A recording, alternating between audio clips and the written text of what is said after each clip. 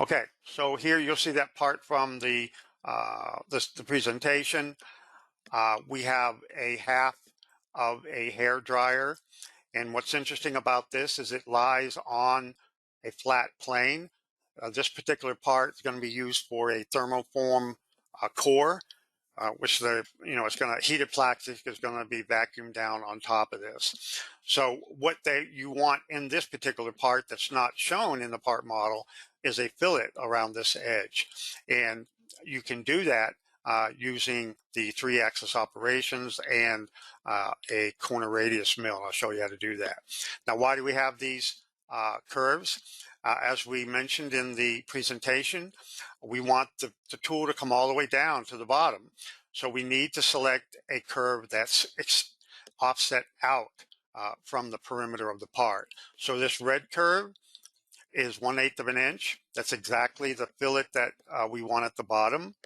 But because this part has contoured areas, that's not going to be true for all of the areas going around it.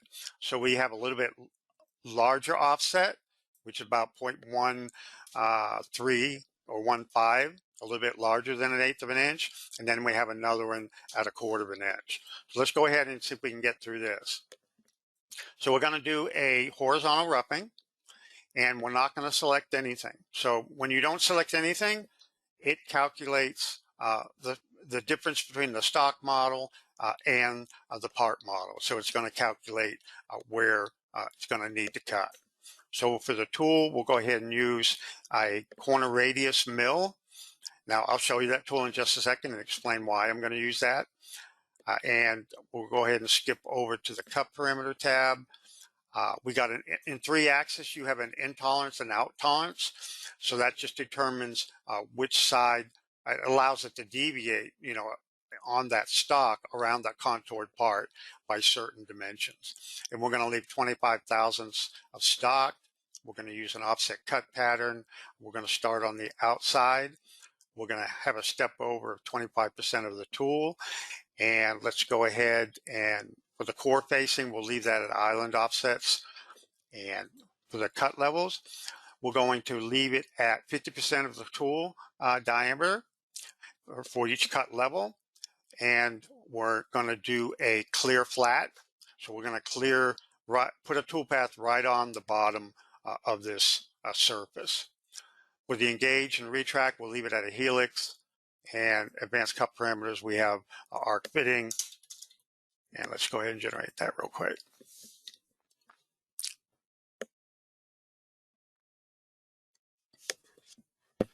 Turn that toolpath on, and let's look at this. And you'll see the multiple cut levels working its way down, and it added another level right on the flat area.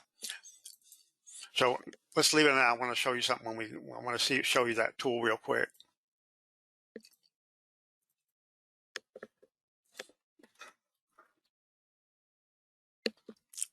Let's see what it works the way you go. Let's work this way around here.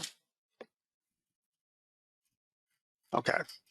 So what's going to happen here in a corner radius mill, the point is going to come up to your control geometry. So the bottom edge, so we got a 1/4 of an inch flat area. So this point right here at the base of the tangent is what's going to touch your control geometry. And that's why we had those offset curves. And I'm going to show you that in a minute. Let's go ahead and run this. We'll go ahead and close that. We'll turn that off and we'll simulate this. And we can do pause and then to end. Okay, so we did cut levels all the way down, and you see that we're getting the start of this fillet that we want at the bottom, and it's flat right on the bottom of the flat area right here. So let's go ahead and we're going to do a parallel finishing. And as I mentioned before in that graphic, you want to give the parallel finishing room to get down here. If you select this curve right here, or if you just select all of your part, it's not going to reach it down there. It's going to stop up here. So we're going to go ahead and select this curve right here. It gives it a little bit of breathing room. That this distance with the red and the red is the radius of the tool, and it's going to leave it a little bit more room to get all the way down. So we'll do that. We'll use our ball mill for our cut parameters. This is a finishing operation, so we're going to leave it stock at 0. We're going to use a 15% step over. Now, obviously, in finishing, you're going to use a tighter step over, but we're just using a 15% so that we can get through it relatively quickly. So for Z containment, we're not going to contain it. We're going to use linear entry motions and exit motions, and we're going to use some arc fitting, and let's go ahead and generate that. Okay, so we got a parallel finishing. The blue lines are arc motions. So we got arc motions going all the way over to the top, and you'll see that the tool came all the way down and had a little bit of extra room. You could move this in some and regenerate it to see how it works, you know, in all the areas around it. If you don't want that little flat area extension, we're going to leave it there for now. So we're going to go ahead and clone this, and we're going to change, all we're going to change is the cut angle to 90 degrees. Now, one thing to note, in fitting arcs, you can only fit arcs to your 3 principal planes. So your toolpath has to follow in the X direction, in the Y direction, or obviously in the Z direction if you're doing a horizontal finishing. So you can't use a cut angle of 45 degrees. You won't get any arc motions. So we're going to change that to 90, and that changes nice finishing operation. Let's go ahead and simulate those two. Let's turn that off, and we'll do that. We do pause to the end, and then we'll do this one, and we'll do a pause to the end. So you see, we're getting a good indication of this fillet. It's not exactly done yet, so we're going to add a couple of more operations, because you see the fillet on this, you got vertical walls, which is a true, you know, 1/4 inch fillet, but then you got all these contoured areas that are have a bitangent area, and I'm going to show you how to do that real quick. So let's go ahead and do first we'll do a profiling operation, and we're going to use this curve. So this is exactly 1/8 of an inch. So I mentioned in that corner radius mill, the bottom tangent flat perimeter of that mill is going to stop here, and it's going to extend upward for the radius. Let's go ahead and make sure we have the corner radius mill selected. Cut parameters, we'll determine using 3D model. We're going to do one cut at the bottom, and cut levels, it's at the bottom. We're going to leave these set to 0, which means it's going to only cut one level right at the bottom of the geometry. And we're going to use a ramp entry so that we don't leave any tool marks. We'll see that 5 degrees, and we'll leave that at 0.1, and we'll not use any retract. Again, advanced cut parameters, we're going to fit arcs. We don't need any cornering. Let's go ahead and generate that. So here's our profiling operation, and let's go ahead and simulate that. So you see that it didn't really cut anything on the contoured areas because it's not all the way over and touching the part. So it didn't cut anything here, but it cleaned up the areas that you have the vertical walls. So we have 1/8 inch radius here already, 1/8 inch radius there. So how are we going to get this fillet radius in there? What we're going to do is you can use either a horizontal roughing or the horizontal finishing. It'll achieve the same result. We're going to go ahead and do a roughing.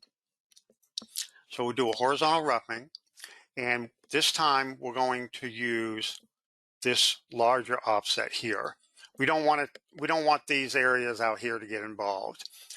With the tool, we're going to use the corner radius mill. And just one second. No, let me back up. I made it incorrect. We want to go ahead and use this one. No, that's right. This one is right. That's right. So for the tool, the clearance, cut parameters, Again, this is going to be an offset cut pattern. All of these, it doesn't really matter because we're just going to have one cut level. So we're going to set this cut levels to 1, okay? And we're going to clear flats. So what's going to happen here is it's going to move that tool right up to the surface. Let's see what happens. Oh, hold on a second. I need to change my tolerance. This is a finishing pass, not a roughing pass.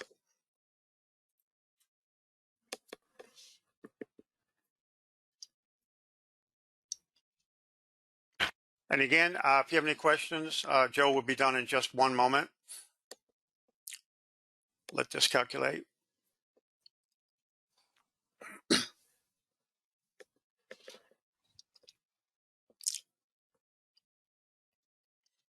Joe, we have any questions here related to 3-axis? There were a few, but I've taken care of most of them, so Okay. Okay. we're good. Okay. Looks like we're not getting a good cut area. Let's go ahead and try a horizontal finishing. Make sure you remove stock also. Okay. So let's remove that. We're going to select this. And we're going to stock is 0. Okay. We got one cut level. Clear flats. Optimize. No. Well, it's all right. Generate that.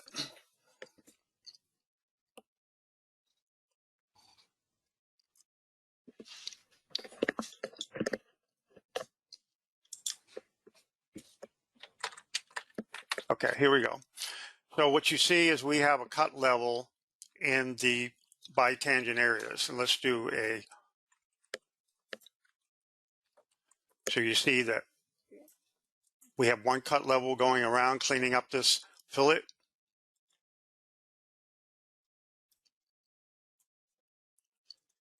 And then it's going to do this area here. And in this operation, that tool is bitangent to each of the contoured areas and the bottom. So we get a nice clear 1/8 inch fillet radius. And we didn't do any posting, but it's pretty much straightforward. Just right click on what you want to post and pick post, tell it where to go, and output your G code.